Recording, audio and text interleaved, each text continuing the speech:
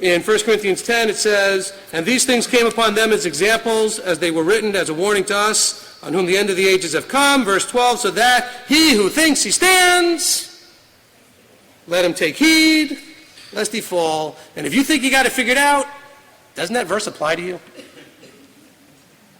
As soon as you think you got it figured out, be careful. There's your warning. That's why you sit there going, look, this is my best guess. This is how I see things right now. Because guess what? You've already changed your mind on so many things over the last however many years. Why would you ever think that that may not happen again on some of these issues? Because being right is not what's the point. Wanting to be right is the point. Trying to be right is the point. Because you know what? If your heart is right and you're trying to be right and you want to be right, when he comes and sets it all right, you'll be so quick to just move over to the thing that's right. But if you're strangle-holding your pet doctrine, you may even argue with the Messiah. Oh, no. I figured this all out. I beat up a lot of people over this. No. I'm not moving over to that. What? You have to be ready to lay it all down because you are going to be wrong.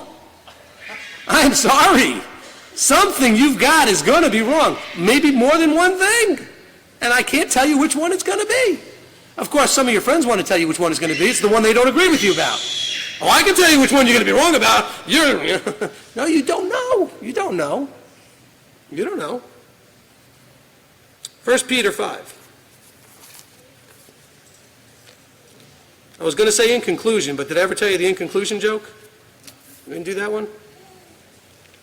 A father takes his son to the big services, because in a lot of congregations they have like a kid service like, we have here, and then there's the big service. First time he's old enough to come to the big service, and he's asking all kinds of questions. Well, why are they doing that? And what's this? And, every time something happens different that he never got to see before, he's like, what's that going on? And the father's sitting there patiently, oh, that's this, and explaining. And then they get to the sermon part, and the teacher's teaching, and, at some point the teacher said something, the kid goes, oh, what's that mean? And says another thing. And finally at some point he goes, in conclusion, and he goes, what's that mean, Daddy? He says, unfortunately, son, absolutely nothing. About another 20 minutes.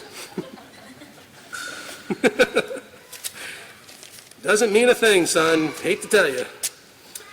1 Peter, whatever I said, 5. So you guys have an important role to keep me on track. Verse 5. In the same way, you younger ones, be subject to elders and gird yourself with humility toward one another. For Elohim resists the proud but gives favor to the humble. Gird yourselves with humility toward one another. Well, I don't see a lot of that in the body. I see a lot of proud and prideful approaches. I'm right, you're wrong. I'm going to straighten you out. I'm smarter. I know something you don't know. There's no humility in that. He says, humble yourselves then under the mighty hand of Elohim so that he exalts you in due time. I don't know about you. I want to get exalted in due time. So I better start working on the humble word. Humble yourself. That's why every time I say this stuff, I'm telling you I'm preaching to me first. Okay? I don't think for one second I have any of this stuff fixed and figured out perfectly. He says, casting all your worry upon him, for he is concerned about you. So don't worry all about everybody else. Cast it on him. Let him handle it. If you think your brother's all messed up, ask the Father to fix it. Don't you take it in your hands to fix it. Not your job. We have a problem understanding where our job borders are. We have boundary issues, He says, be sober, watch, because your adversary, the devil, walks about like a roaring lion, seeking someone to devour. Resist him, firm in the belief, knowing that the same hardships are experienced by your brotherhood in the world. And the Elohim of all favor, who called you to this everlasting esteem by Messiah Yeshua, after you have suffered a while, himself, perfect, establish and strengthen you and settle you. Now, what did we start out with?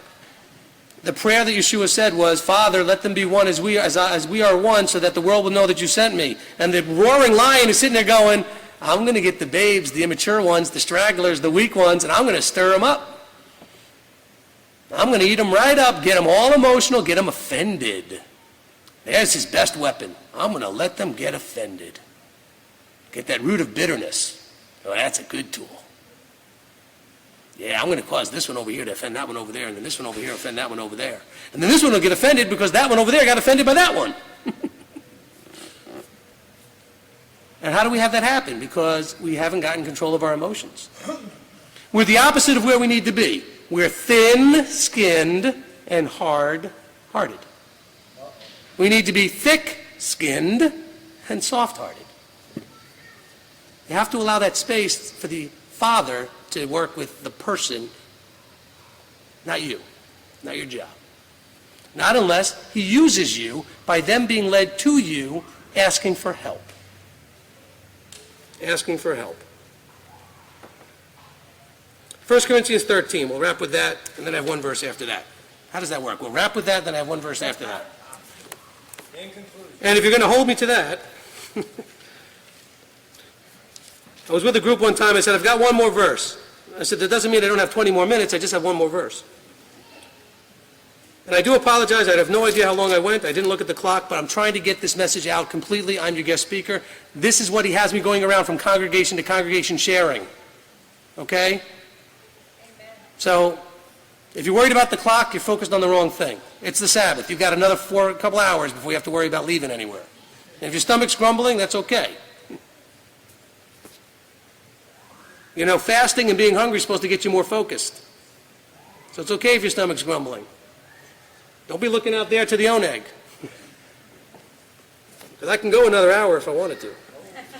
We won't. I've only got a couple more verses here. 1 Corinthians 13 and verse 1. And nobody's fallen out of a windowsill yet because I keep it in first floor gyms like this, so we're safe. Oh, I've just barely gone over an hour. Come on, we're not doing that bad. 1 Corinthians 13 and verse 1.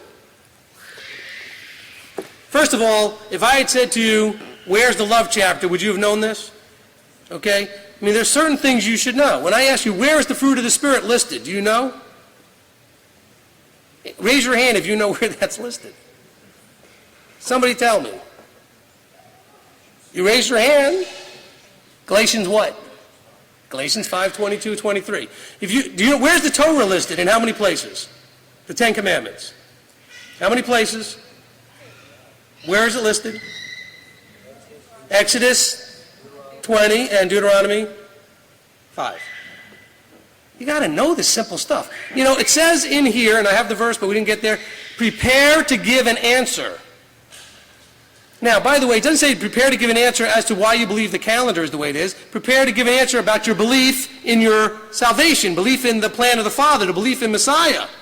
It doesn't say about, you know, because somebody said to me, well, you know, it says I got to be prepared to give an answer about what I believe about. No, not about everything. It says why you believe in this, in the salvation that's delivered to you by the Mashiach's sacrifice that puts you back in relationship with the Father so you ultimately could live with him forever.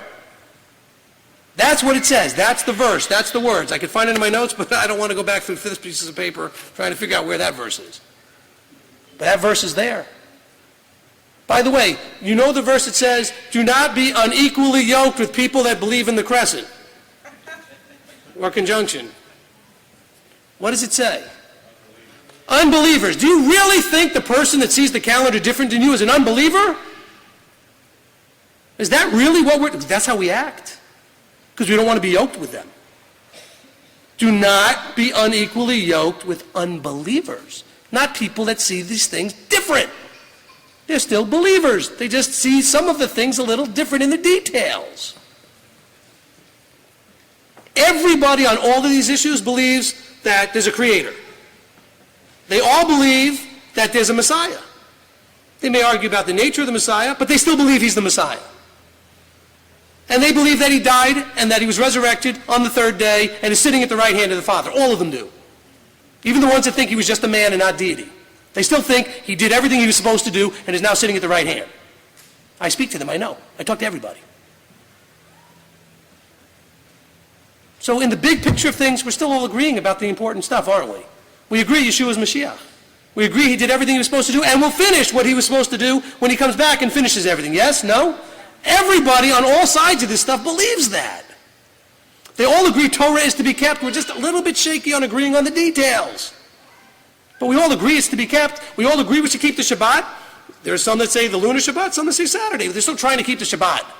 It's not like when, Jeroboam moved the feasts to keep people away from truth. People are trying to figure it out. They just see it different. The crescent, the conjunction, the aviv, the equinox, they're still trying to keep the feasts. So when one group thinks that it has to be off by a month from another group because of how they see it, they're not moving it like Jeroboam did. Nobody here has the spirit of Jeroboam that I've ever talked to. Okay? They're all honestly crying out with all their might to get it right. Aren't you? And there's probably a mix here of how people see things. And you're all nodding your head. Yes, we're trying hard to get it right. That qualifies for Deuteronomy 8:3 and 8:2. You're trying to get it right. Your heart is right. But now for your heart to really be right, you have to be okay that your brother sees it different. You have to be okay with that. 1 Corinthians 13, if I speak with the tongues of men and of messengers, but do not have love, I have become as sounding brass or a clanging cymbal. Now listen to verse 2. If I have prophecy and know all things and have all knowledge. Wow, that's pretty good. Then I get to win on the game show and I get qualified for, Survivor the Kingdom and I get in. No. That's the game we all think we're playing, that you have all knowledge. He says, look, if I have all knowledge and if I have all prophecy and I have all of this stuff, and if I have all belief as to move the mountains, but if I don't have love, it's of no avail. I have nothing. But yet we become Gnostic. All we're doing is pursuing knowledge. It's all about figuring it all out, because somehow figuring it all out is going to get you somewhere. Not going to get you anywhere until you can figure out this part, the weightier stuff. Where's the love in all of it? Read the whole chapter. The whole chapter goes into all of these things.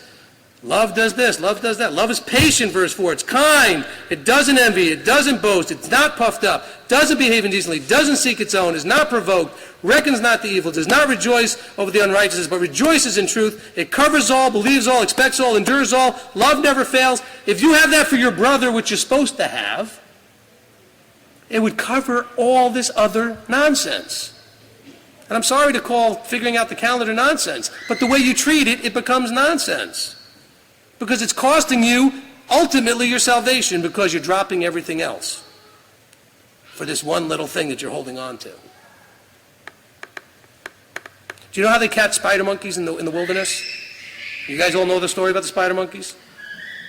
You take like a big giant gourd, they cut a hole in it just big enough for the spider monkey to squeeze his hand in, and they stick a fruit in there that just barely fits through the hole in the gourd, and it'll stick its hand in there, grab the fruit, but now holding the fruit, its hand's too big. It can't come out. You can walk right up and put a collar on that monkey. He will never let go of that fruit to run away. Don't we get that way sometimes with these pet doctrines? We're so focused on this one thing, we miss the sight of everything else. And that's where our problem is. Paul's making it, how could you get more clear than this? Look, if I know everything about everything and have all of it perfect, if I don't have love, it's of no point. It's completely worthless. Who wants to spend forever with some big smarty person who's not loving?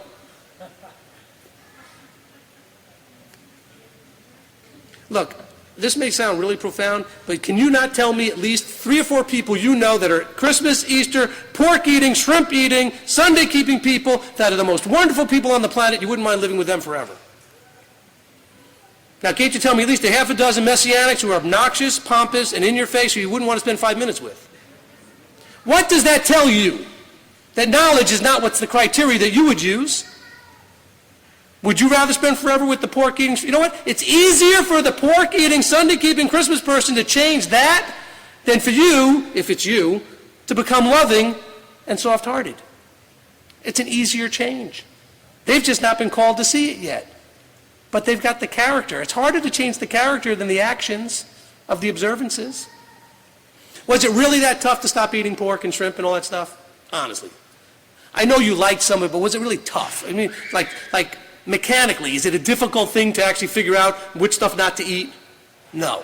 Was it really that tough to switch from Sunday to Saturday?